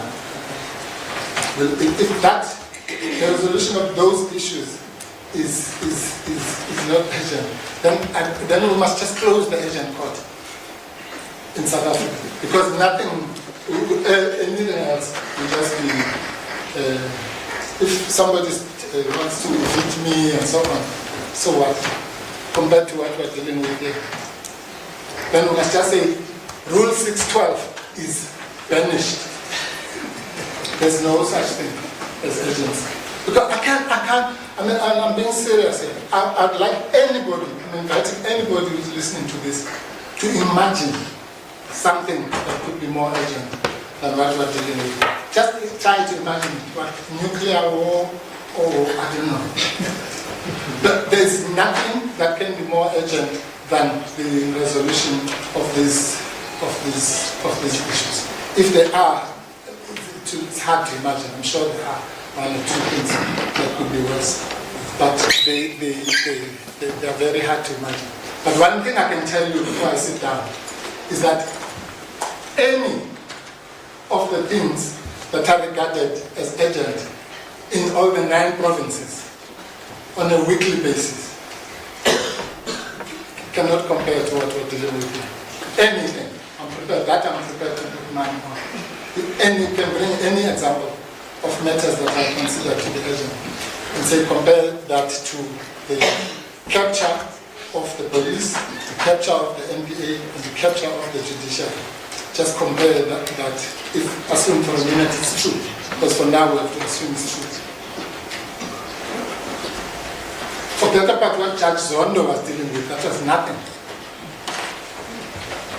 Compared to what we're dealing with here, the capture of one person or 3 or 4, whatever, compared to the capture of the judiciary. I mean, honestly, I can't even imagine that myself, what it would mean. If someone says, I can understand if they say the metropolis are corrupt. Well, I'm sure everyone thinks that. Or if you say the police are corrupt, well, dockets disappear and all sorts of things. The NPA starts to be serious. If you say the NPA is captured, well, it's serious. And the judiciary and the magistracy.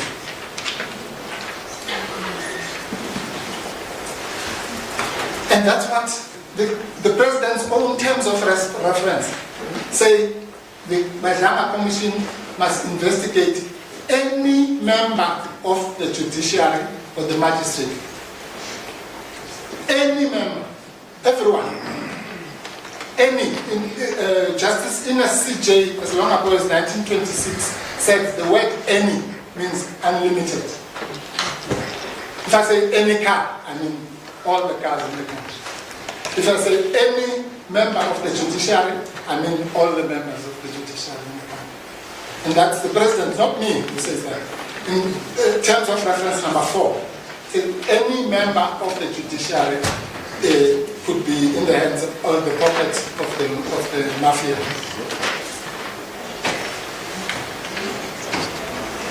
Need I say more?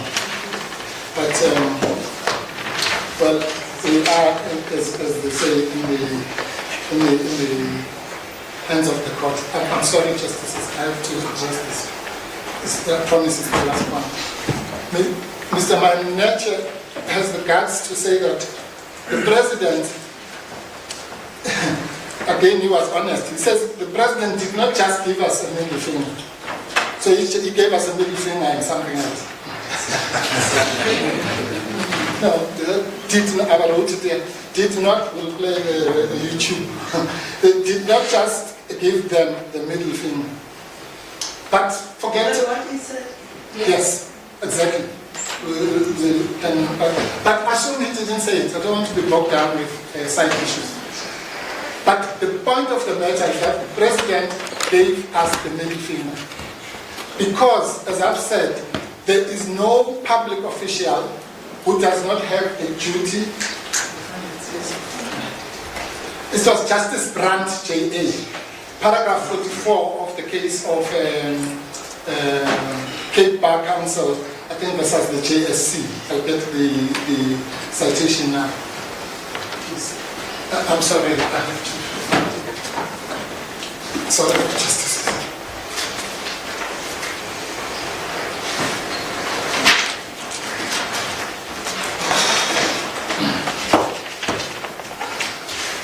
Apologize.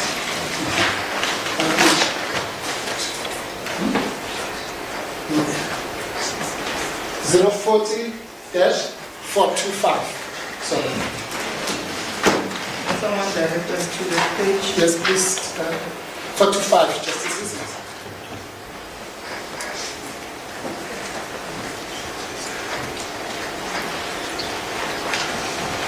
You'll remember the facts of this case very briefly was that the JSC, and I hope it was before I was sitting in the yeah, it was.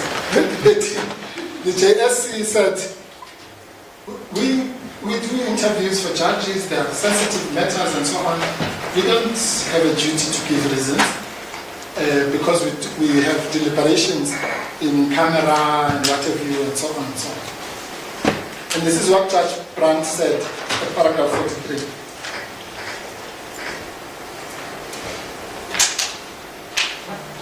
I cannot see how the influence of an obligation to give reasons can be avoided. It is difficult, listen to this, it is difficult to think of a way to account for one's decision other than to give reasons. As to rationality, he says, I think it is rather cynical to say to an affected individual, quote, you have a constitutional right to a rational decision, but you are not entitled to know the reasons for that decision. How will the individual ever be able to rebut the defense by the decision maker when he says, quote, trust me, I have a good reason, but I'm not prepared to provide them.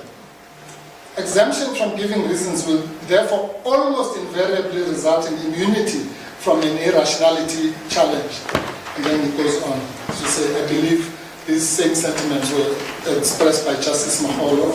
Even getting into the merits of the case, I just want to deal with the urgency now. And I think it made more pertinent points regarding that rationality at this stage of the decision is not something that we're going to decide at this point. Justice told me, I'm busy doing a reply. So in the reply, I'm only have to deal with what my friends have raised. Mr. Maneche said to you that he read the full letter, and nobody said he's now going into the merits. No, He read the letter, so I'm replying to that. We're dealing just with, my critique at this stage is limited to the question of rationality or not. No.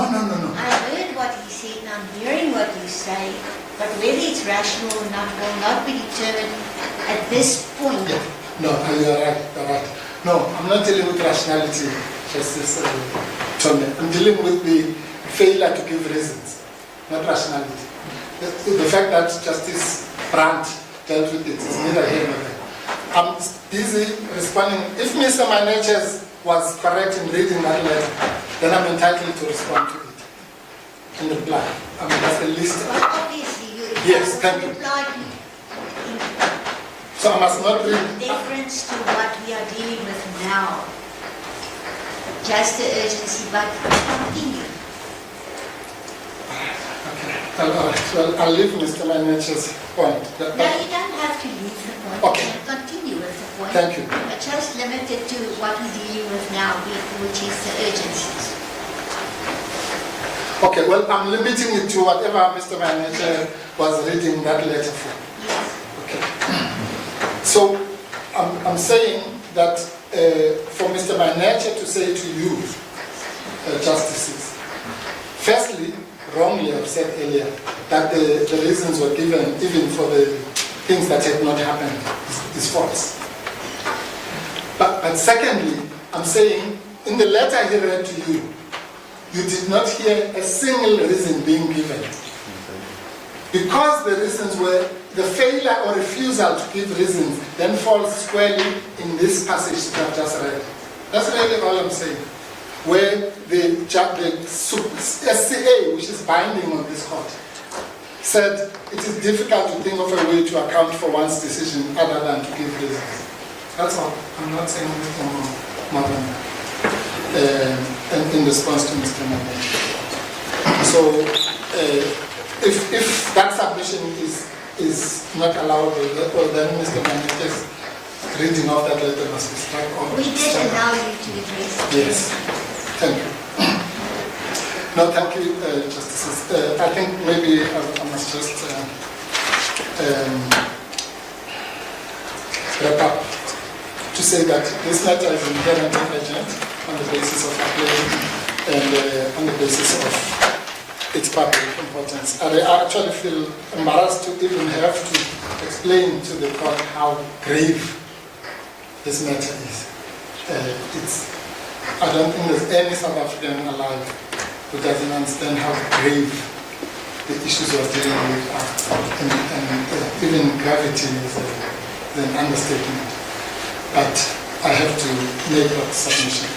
And if, as Mr. Madlanga says, it was, at least he says it was urgent until the end of July, and now all these other things that happened on the 1st of August. And my learned friends cannot with a straight face say, this happened on the 1st of August and we waited until the 12th of August. Waited for what? On the following day, working day, we wrote a letter to the president and gave him 4 days to respond. He responded on the Friday. We gave them the papers the following Tuesday. Waiting means lying supine and doing nothing. No, a letter with 15 questions was sent to the president on the next working day, and he was given 4 days to respond. And when he gave us the middle finger, the application was brought. And we know that one of the reasons why he owed us those reasons is that, as we all know, the reasons might have been good. He might have given very good reasons. And then we say, okay, we're not going to court. The president has now answered the questions and it's clear. We now know whether the man is a minister without portfolio or an acting minister and so on. Then why would we be here? We came here exactly because the president gave us the middle finger on the 8th of August and failed, as Justice Brandt to say, to carry the most basic duty of any public official to give reasons to a citizen who's asking for those reasons. That's the only reason we're here. If the president had on that Friday had said, here are my reasons, here are my 12 reasons or whatever, we wouldn't be standing here in front of you. We would have, or at least we could have not been standing here. We could have said, okay, well, this is convincing enough. We got it all wrong. We didn't understand. But the president was really doing this and that. And then they say, we said.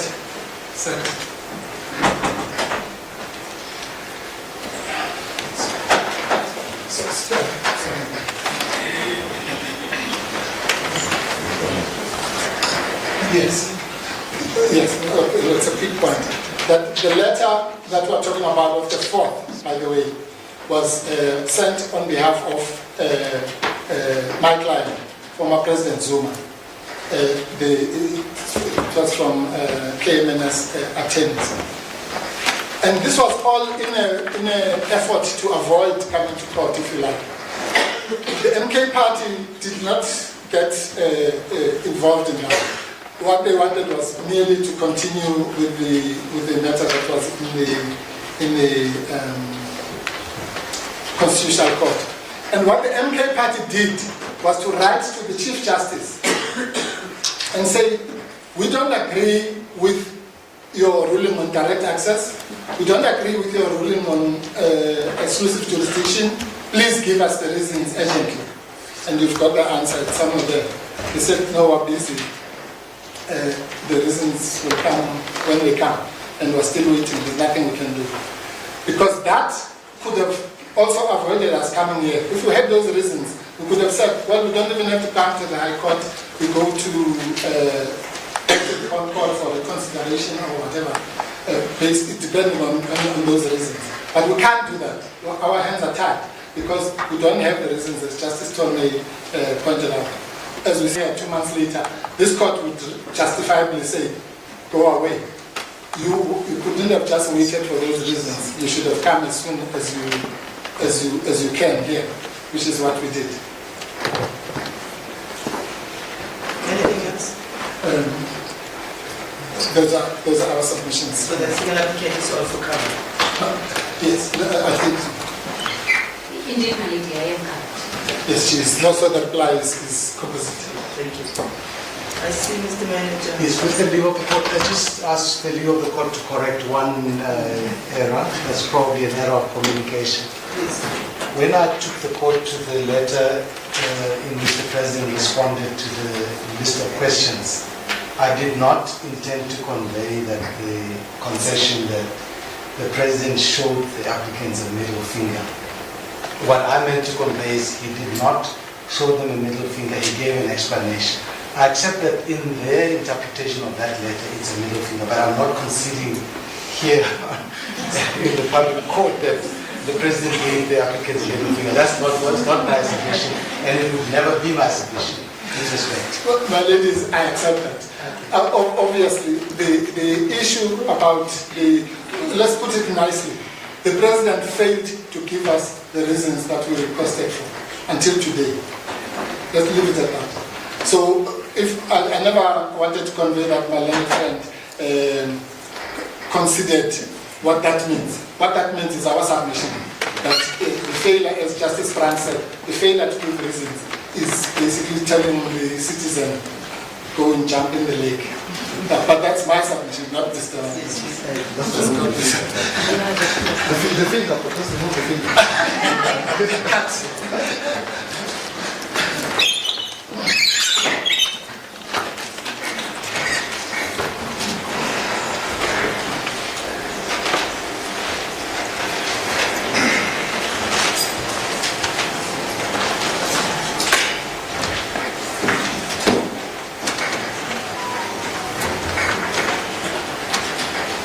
Okay, we're going to adjourn to consider your argument. We will come back at 2. Yeah. That's So correct. able to get a chance to have your lunch. Well, the attention, because Mr. Manager will be paying. So we're going to take an adjournment now until 2 o'clock. Then we'll come back with our ruling. Good adjournment. All right.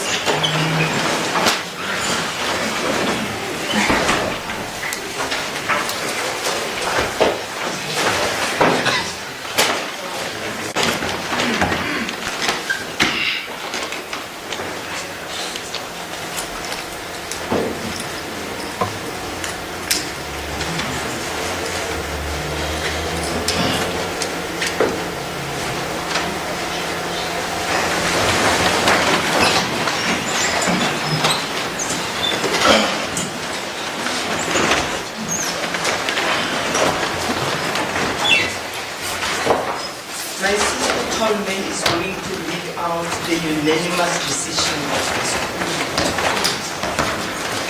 The judgment, once edited, will be emailed to all the parties and it will be uploaded on case lines. So I give to my sister now to read out our unanimous judgment. Good reasons for our ruling. The applicants approached the court to challenge the following decisions by the first respondent, the President. A. The decision to establish a judicial commission of inquiry, the Madlanga Commission, to investigate the allegations made by Lieutenant General Mkhwanazi of collusion between organised crime syndicates and public office bearers, including the second respondent, Mr. Nhlanhla. B. The decision to place Mr. Nhlanhla on leave of absence. C. The decision to appoint the third respondent, Minister Bashalia, as the acting Minister of Police. And D. The announcement of the above decisions on 13th July 2025 and on August 2025. We ask the parties to address us first on the question of urgency. In the heads of argument filed on behalf of the applicant, a view was expressed that the question of urgency is no longer in dispute. The heads filed on behalf of the respondents expressed a different view. Therefore, this issue needs to be determined first.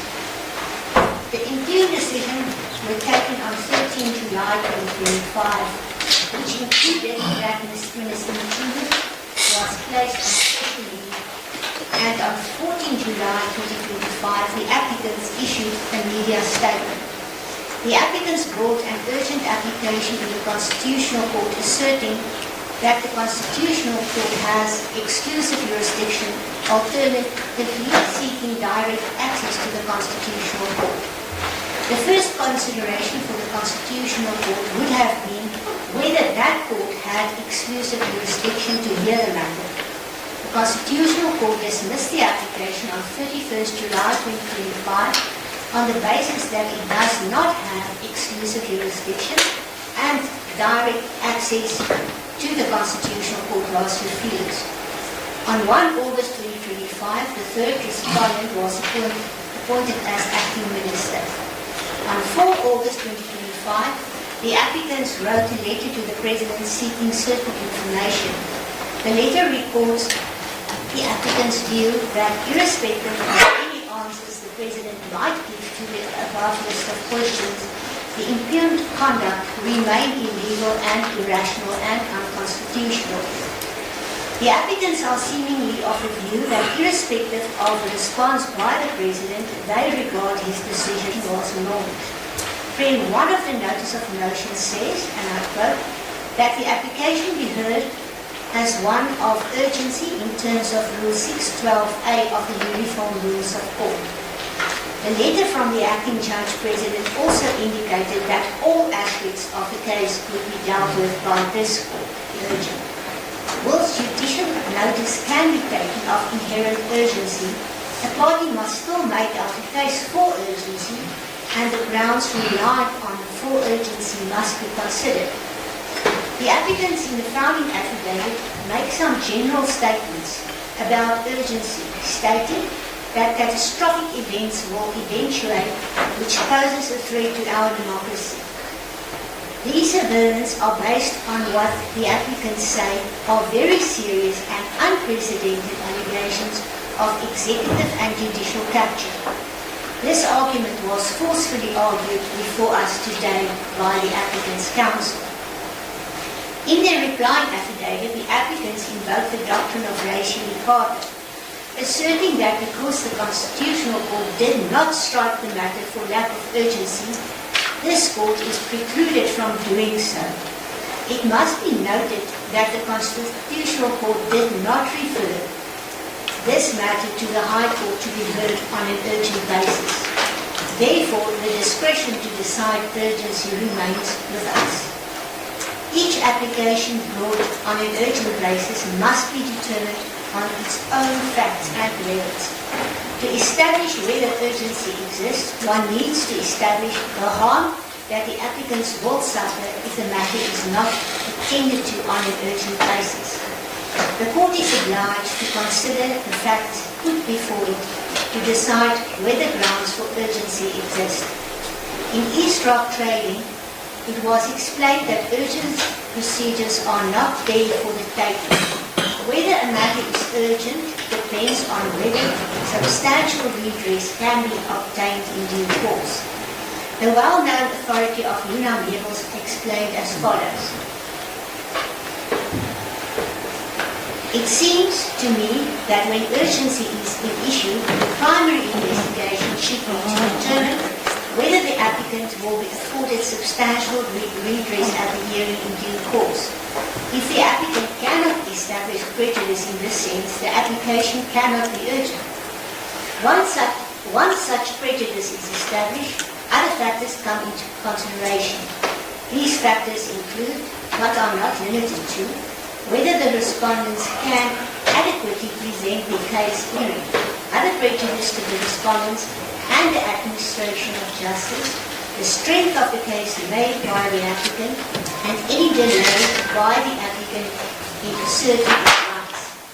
This last factor is often called, usually by counsel acting for the respondent, self-created urgency.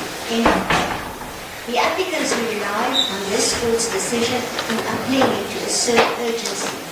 They allege that, like in Aplengi, their case is inherently urgent because, and I quote, it involves the multiple violations of human rights of the applicants, their supporters, and the public at large.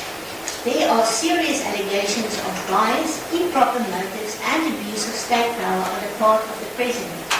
And there are serious allegations of the unnecessary waste of taxpayers' money and public resources. End of quote. The facts in Aplengi were that the applicant was the Director General of the Department of Home Affairs. In September 2017, he was placed on precautionary suspension by the second respondent, the Minister. The applicant sought a declarative order that the Minister lacked authority to suspend him and that the suspension was unconstitutional, invalid, and of no force and effect.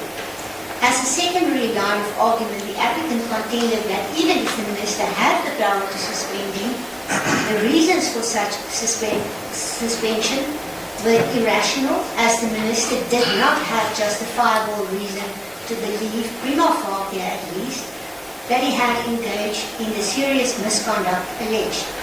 It was also contended that the process followed by the minister in putting into effect the precautionary suspension was procedurally unfair. The court accepted that the application was urgent. Where allegations are made relating to the abuse of power by a minister or other public officials which may impact upon the rule of law and may have a detrimental impact upon the public purse, the relevant relief sought should normally be urgently considered. In the context of this case, emphasis should be placed on the use of the word normally.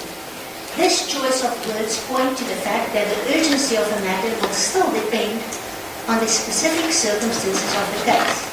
In any event, despite the arguments of the applicants to the contrary, there is no indication in the present matter that the rule of law is under threat and that there will be serious human rights abuses if the impugned decision should stand pending the determination of a review in due course. The decisions were taken in an attempt to ensure good governance and accountability. The allegations made by Lieutenant General Mkhwanazi are indeed serious and require urgent attention. However, how setting aside the impugned decisions on an urgent basis will protect our democracy is unclear. This matter requires careful judicial consideration, and rushing it through the urgent court will not be in the interest of justice. At least the country can rest assured that something is indeed being done to protect the public from any further malfeasance. If the President's decisions turn out to be unlawful in the long run, the court is empowered to grant a just and equitable remedy in due course. Furthermore, the President's decision have already been implemented. The proverbial horse has indeed bolted. The Madlanga Commission commenced with its work yesterday. Mr. Nhlanhla was placed on leave of absence, and Acting Minister Kashwalia was appointed and has assumed office. In the first applicant's papers, nothing is said that could conceivably reflect negatively on the suitability of Justice Madlanga or the Acting Minister Kashwalia to fulfill their obligations in terms of the President's decisions.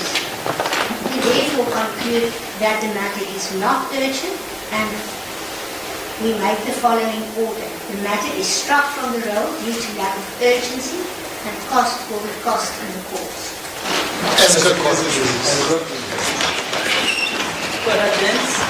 All right.